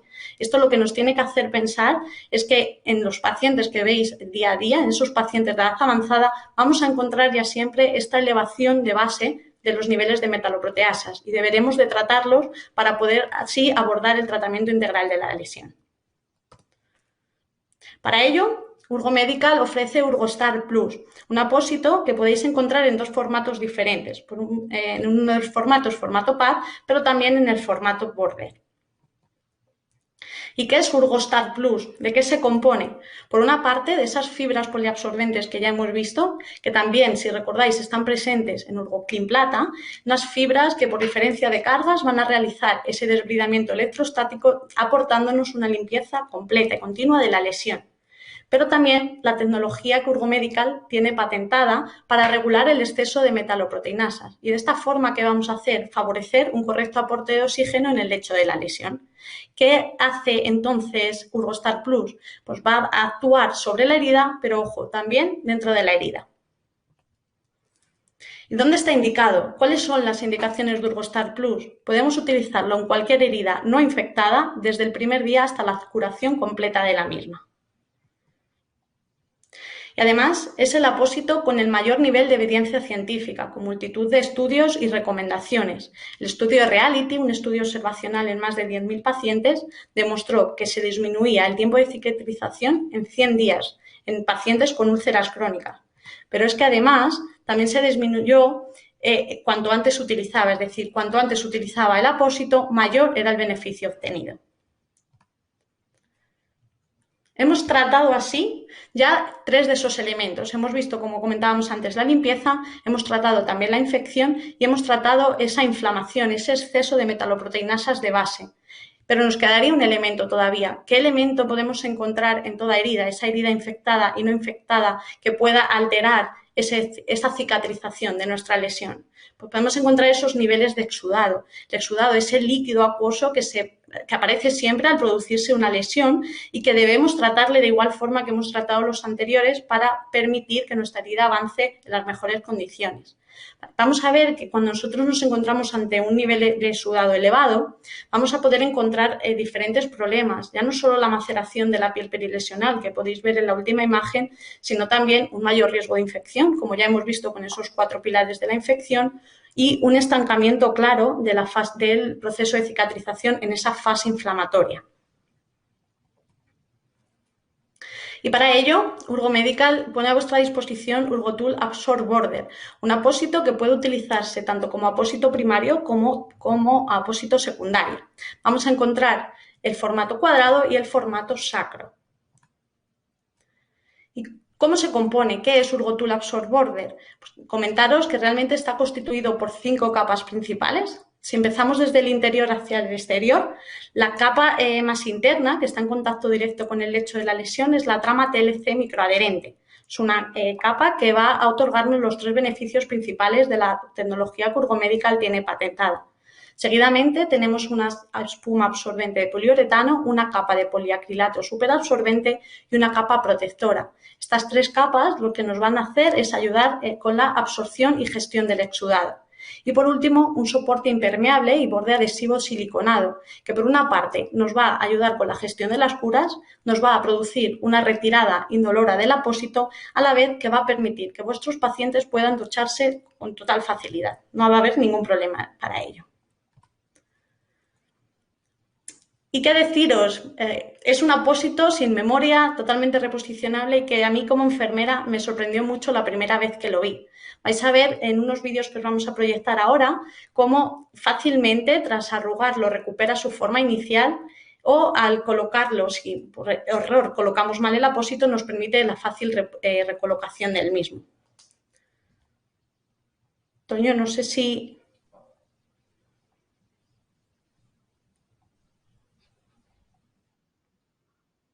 Vale.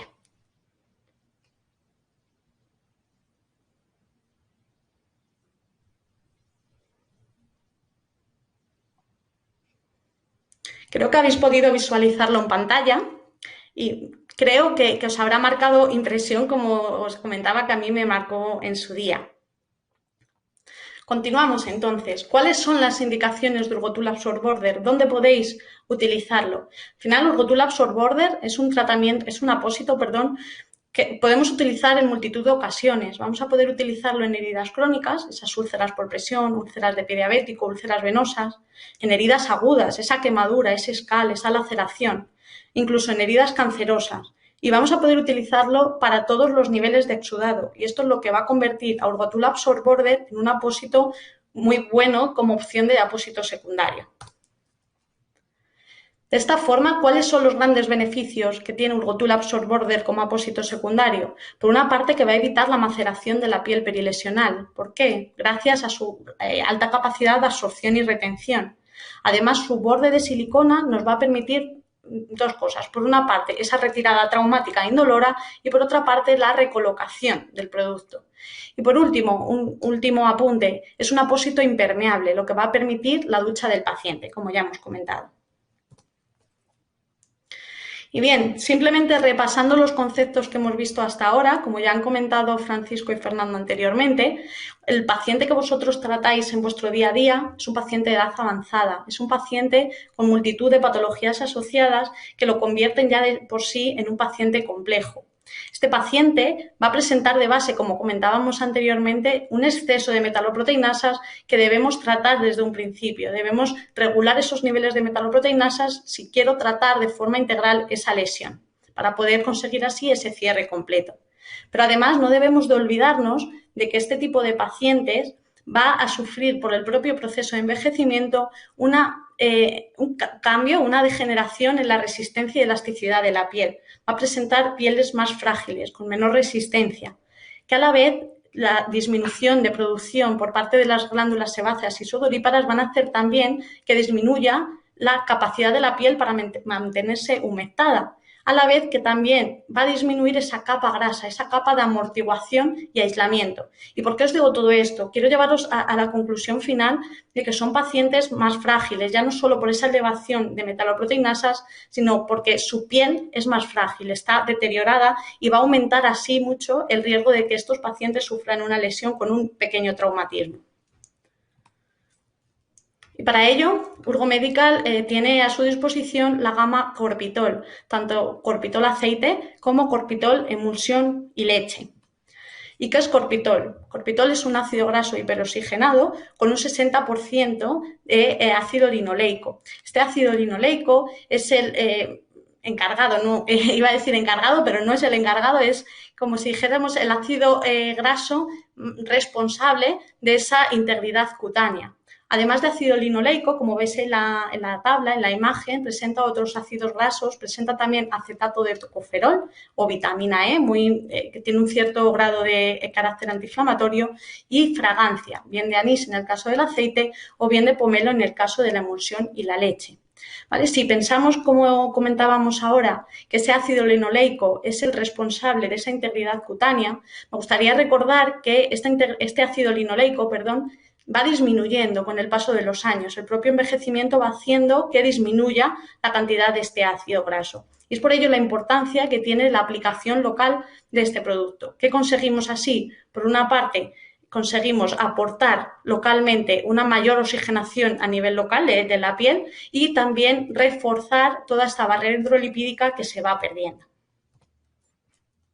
Y por último, ¿cuáles son las indicaciones de esta gama Corpitol? Tenemos el formato aceite para la prevención de úlceras por presión, muy adecuado en este caso para pacientes encamados, con movilidad reducida, en silla de ruedas. Y el formato emulsión y leche para el tratamiento y prevención de esas pieles dañadas, esas hiperkeratosis, esas fisuras.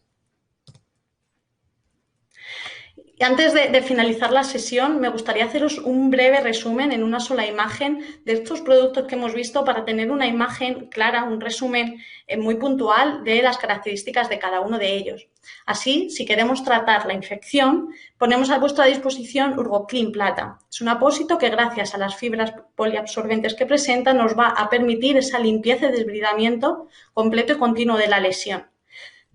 Y va a tratar la infección, como veis en la imagen, y por último va a permitirnos también esa gestión del exudado.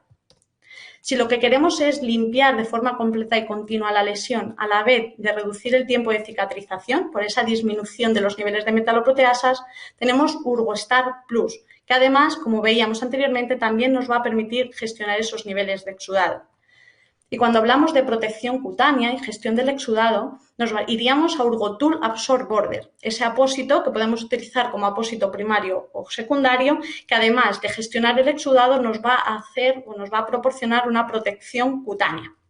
Por último, también tendríamos Corpitol como ese ácido graso hiperoxigenado que acabamos de describir. Y como una imagen vale más que 1000 palabras, no me gustaría cerrar la sesión sin mostraros unos casos clínicos. Estos casos han sido realizados por algunas compañeras vuestras de varios puntos de España y me gustaría simplemente compartirlo con vosotros para que veáis cómo funciona el producto una vez que se ha aplicado en un paciente real. En este caso, hablamos de un varón de 88 años con diferentes patologías previas, como podéis ver en la imagen. Este paciente presentaba una úlcera en sacro grado 2. Sufrió un ingreso hospitalario y cuando regresó presentaba esa misma úlcera un poco más profunda y con toda la piel perilesional enrojecida y con escoriaciones, tal y como veis en la imagen. Cuando en este caso Raquel y María encontraron esta lesión en el paciente, directamente vieron claros signos de infección, no vieron claros signos de infección, por lo que trataron en este caso con Urgostar Plus, que es lo que vamos a buscar es acelerar el proceso de cicatrización, y Urgotool Absorb Border como apósito secundario. Veamos la evolución que sufrió la lesión. Vemos como en tan solo 7 días el tamaño de la lesión ha disminuido, pero además fijaros en la calidad de esa piel perilesional, cómo ha mejorado. Y si seguimos avanzando, vemos que en 7 días más la piel perilesional está prácticamente epitelizada y la lesión sigue manteniendo una pequeña lesión en ese lugar inicial, pero ha disminuido bastante. En este caso, el tratamiento se mantuvo durante 2 semanas, 14 días, y como objetivos del mismo que podemos sacar. Desafortunadamente, no podemos obtener esa resolución final porque el paciente falleció, pero sí esas conclusiones. La primera conclusión que podríamos sacar, que gracias a esa regulación de esos niveles de metaloproteasas, ya que en este caso era un paciente de edad avanzada con ese exceso de base, ¿qué conseguimos? Por una parte, conseguimos acelerar ese proceso de cicatrización, a la vez a la vez que mejorábamos localmente esa vascularización en la zona. Pero es que además utilizamos esas fibras poliabsorbentes, esas fibras que, como comentábamos anteriormente, van a realizar una limpieza y un desbridamiento completo y continuo de la lesión, a lo que le sumamos Urgotool Absorb Border, lo que nos ayudó a gestionar los niveles de exudado. Todo esto lo que hizo fue realizar esa limpieza completa y continua de la lesión, protegiendo además toda la zona perilesional, ¿vale? Por esa retención en vertical. Os muestro ahora otro caso. Este caso es una herida traumática en persona dependiente. Es una mujer de 82 años con antecedentes previos, igual que en el caso anterior, donde ya por la edad que presenta debemos de pensar en un exceso de metaloproteasas de base. Va a acudir esta paciente a la consulta porque sufrió un golpe con la silla de ruedas. Cuando presenta en la consulta vemos esta lesión con fondo esfacelado y con signos clínicos de infección. Tengo que deciros que esta imagen, fechada el 7 de mayo del 2019, es la primera imagen de la que disponemos, pero tenía ya una historia previa, ¿vale? Tenía ya varias fotos anteriores que no teníamos en ese momento en consulta. Al presentar estos signos clínicos de infección, ¿cuál era el objetivo de la compañera? Abordar esta infección, para lo cual colocamos Urgoclean Plata. El objetivo, como veíamos, era arrollar esos 4 pilares de la infección que hemos visto anteriormente, realizando una limpieza y un desbridamiento completo y continuo, eliminando todo el detritus, todo ese tejido desvitalizado, rompiendo el biofilm que probablemente veamos presente y eliminando los microbios libres que pueda tener la lesión. De esta forma vemos como en una sola semana esa lesión ha disminuido sustancialmente su tamaño, además de ver cómo el tejido ha cambiado, vemos ya ese tejido de granulación. De esta forma, ¿qué hizo en este caso Jagoba? Cambió el tratamiento, ya no teníamos el problema de esos signos clínicos de infección que debíamos de abordar, sino ahora lo que íbamos a buscar era cerrar esta herida cuanto antes, ¿vale? Por eso el inicio del tratamiento con Urgostar Plus. Podemos ir viendo la evolución de esta lesión y vemos que en tan solo 6 semanas desde el inicio del tratamiento con Urgostar Plus, la herida epitelizó por completo. Vemos como en 2 semanas ya se ve una buena capa de epitelización que en 4 semanas más estaba totalmente epitelizada. A todo esto, Jagoba en este caso acompañó el tratamiento de Urgostar Plus con una buena hidratación. Veamos aquí el beneficio que podría otorgar un Corpitol emulsión leche, por ejemplo. Como conclusiones, porque en este caso estaríamos también ante una paciente de edad avanzada, como hemos comentado anteriormente, con un exceso de los niveles de metaloproteasas ya de base y en la necesidad, ¿no?, de abordar estos niveles lo antes posible. Cuanto antes ataque estos altos niveles de metaloproteasas, mayores serán los beneficios, como ha demostrado la evidencia, ¿vale? Sin olvidarnos, además, de la necesidad de una correcta hidratación y protección cutánea. Y por último, un tercer caso que me gustaría mostraros es este caso de una mujer de 62 años con diabetes mellitus. Esta paciente acudió el mismo día que se dio un golpe con la puerta del coche. Vemos la lesión, que no presenta a priori ningún signo clínico de infección, y un tejido de granulación en el lecho. En este caso, Nayara, la enfermera que estaba en el centro el día que la paciente acudió, comenzó directamente el tratamiento con Urgostar Plus Border. Y aquí podemos ver la evolución de la lesión. Vamos a ver cómo en menos de 3 semanas esa lesión ha cicatrizado por completo. Muchas gracias por vuestra atención, por dejarme compartir con vosotros estos casos clínicos y pasamos a la ronda de preguntas. Veo que hay varias. A ver.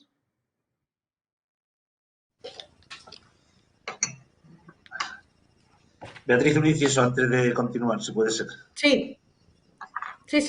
Nada, en la diapositiva donde aparecía la participación de los profesionales, la multidisciplinariedad en la VGI, se me ha olvidado colocar a más gente, pero claro, depende mucho de los centros en los que se trabaje o los entornos en los que se trabaje. Pues dentro de la VGI, por ejemplo, también pueden participar las farmacéuticas, ¿no? Farmacéuticos, los dietistas, nutricionistas.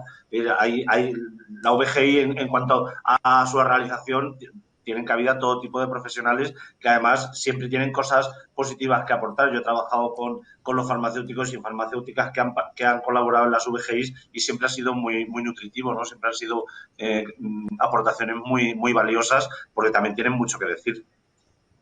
Eso es. Muchas gracias, Francisco, por el apunte. Seguro que lo tienen en cuenta.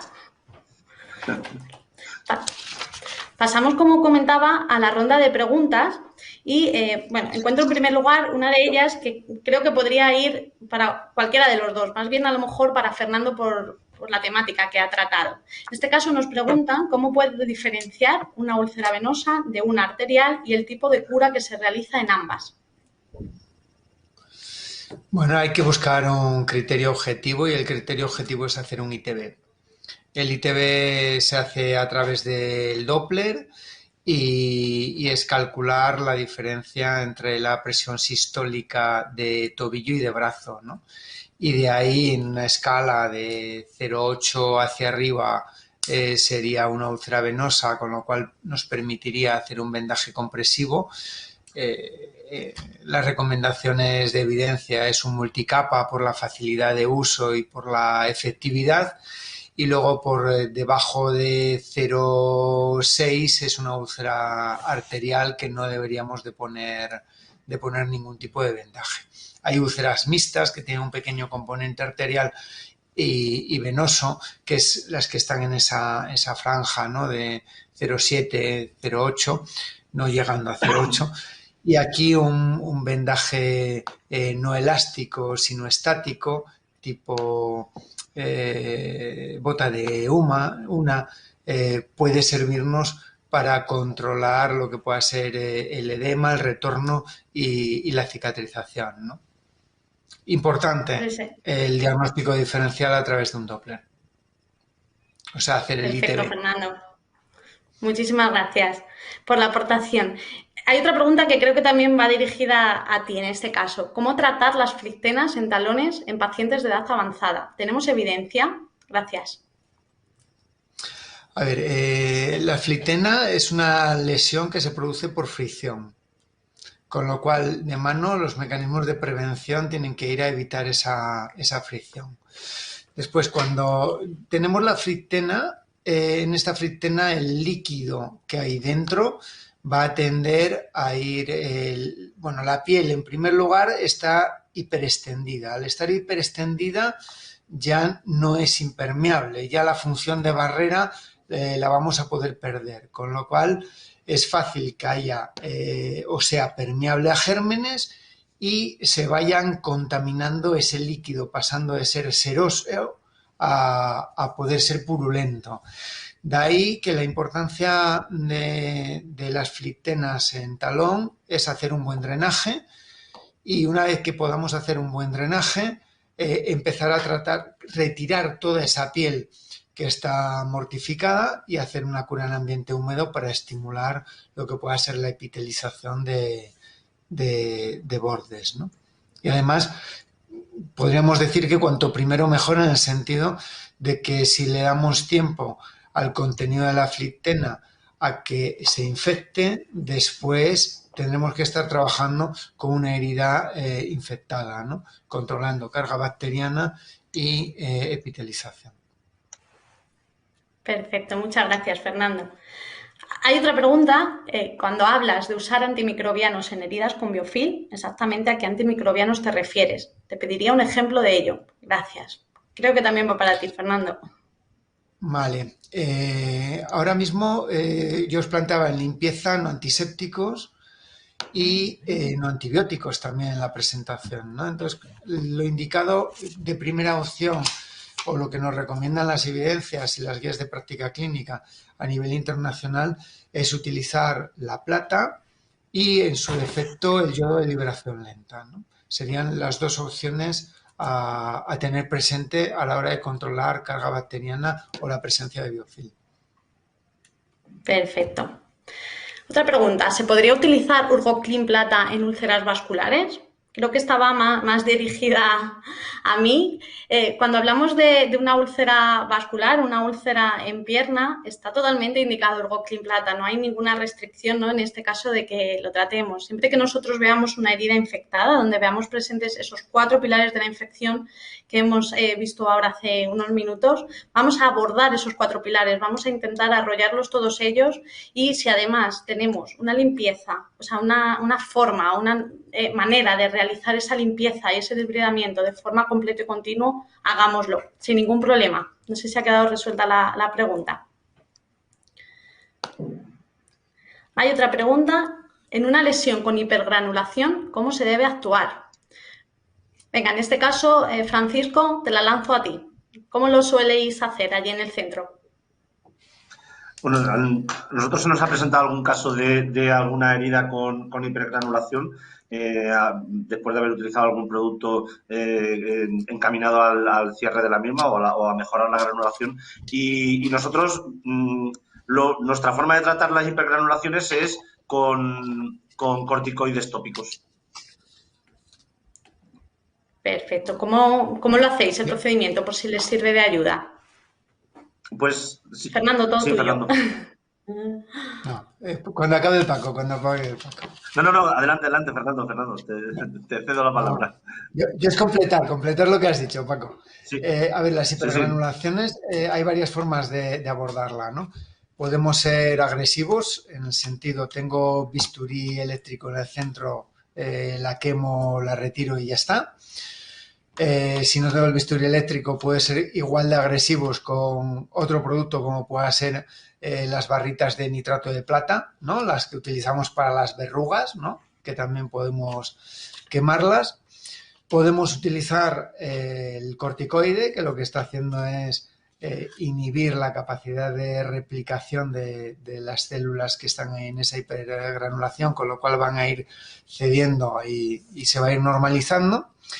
O en otras ocasiones también podemos estar utilizando algo que las queme, como pueda ser una povidona iodada.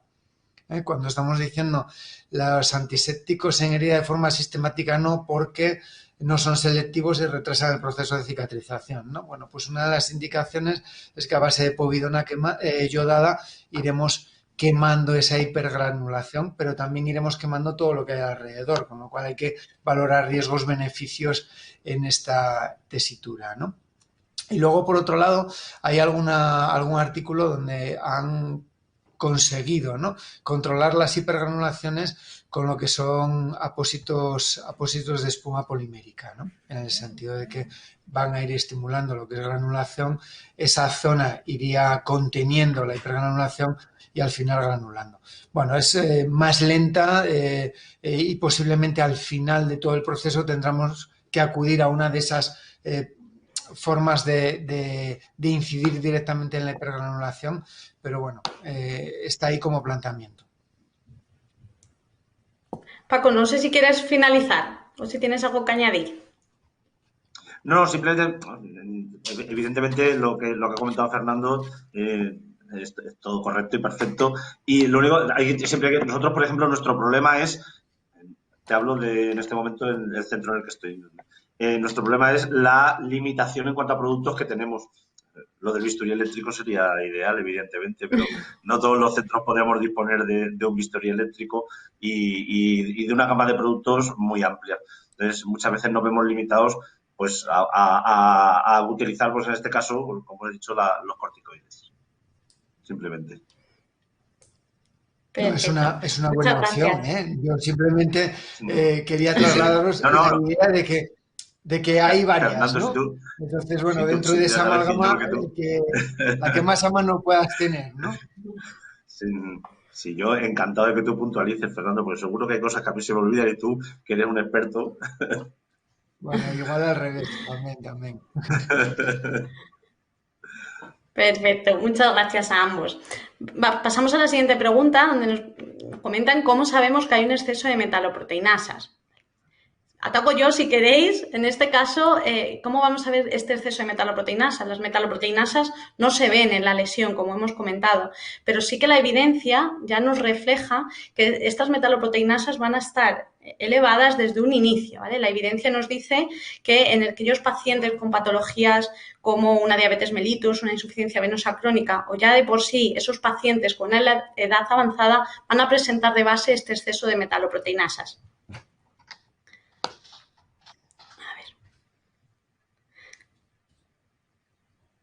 ¿Cuánto tiempo se puede mantener como máximo cada uno de los apósitos, Urgoclin plata o sin plata, y el Absorb? Es decir, cada cuánto tiempo se recomienda la cura. ¿Vale? En este caso, siempre el cambio de apósito va a estar realizado según los niveles de exudado de la lesión. ¿Vale? Vais a realizar ese cambio de apósito en función de qué cantidad de exudado. Es decir, vamos a evitar ese desborde de exudado y cuando veamos que es óptimo el cambio, procedéis a ello. ¿Vale? Es decir, no hay un tiempo de 3 días, 5 días, sino la propia lesión con los niveles de exudado que presente va a ser la que os va a marcar la necesidad del cambio.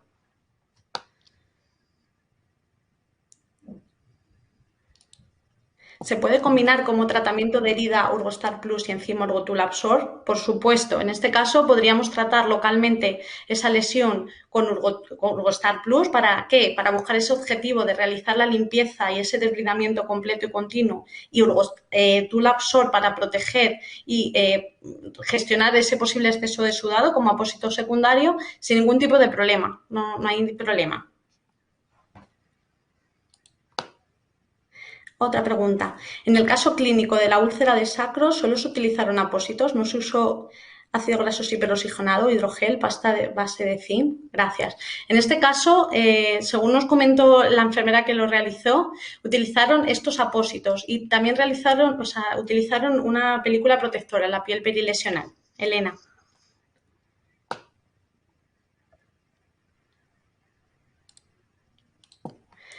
Otra pregunta, ¿no haría falta aplicar un producto para proteger bordes si utilizamos una fibra dejando que sobresalgan los bordes?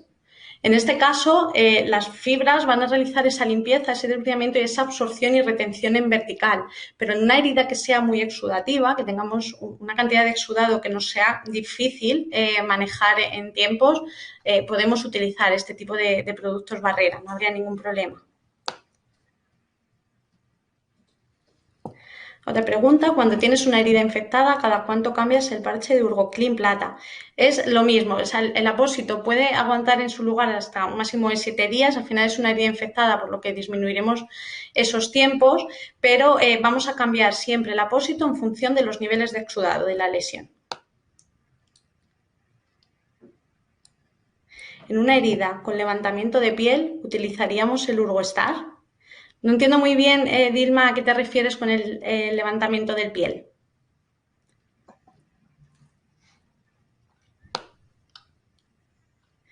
¿Existe apósito Urgoclin sin plata? Y si es así, ¿en qué lesiones estaría indicado?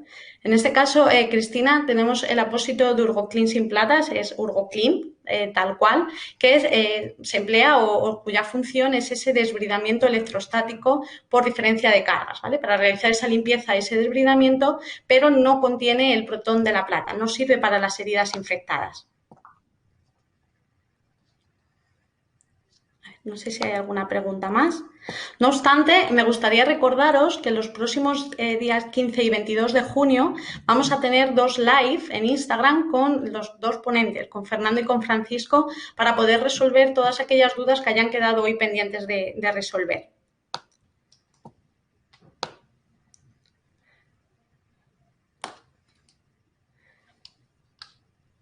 Creo que no queda ninguna sin resolver.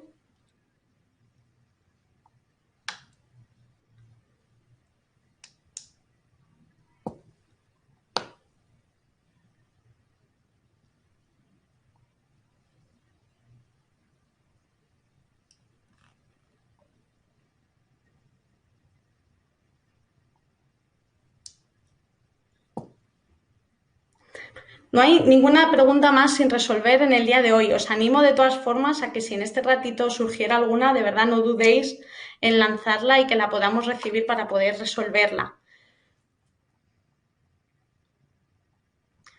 Mientras tanto, Francisco, Fernando, me uno de nuevo al agradecimiento por la participación y la ayuda que nos habéis aportado en el día de hoy. Nada, gracias a vosotros como Urgo y a ti en particular, Beatriz, por estar pendiente de nosotros en todo momento para que hoy haya sido un éxito, si así lo consideran los asistentes, ¿no? La reunión. O al menos hemos puesto todo el cariño posible para que saliera bien. Eso es. Nada, yo me uno a lo que dice Fernando. Para mí ha sido un verdadero placer, Beatriz. Muchísimas gracias. Y un placer, Fernando, como siempre, coincidir contigo por lo que representas como cabeza visible de la enfermería geriátrica en este país y porque siempre me alegra escucharte y verte. Bueno, la SEG somos una gran familia en la que estás, Paco, y bueno, pues hago extensivo al resto, ¿no? De personas que podáis estar ahí, que os acerquéis y que estaremos encantados de contar con vosotros.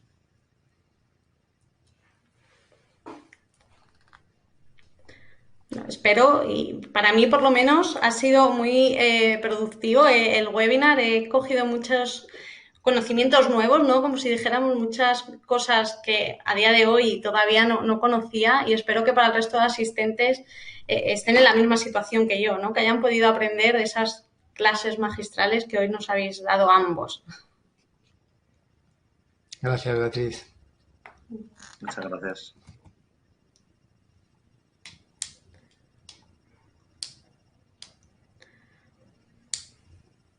Pues parece que no entran más preguntas. Tampoco quiero dilataros a vosotros en el tiempo, agradeceros de nuevo la participación y espero veros pronto a ambos. Muchísimas gracias. Nada, a vosotros, A un placer. vosotros. Buen fin de semana a todos.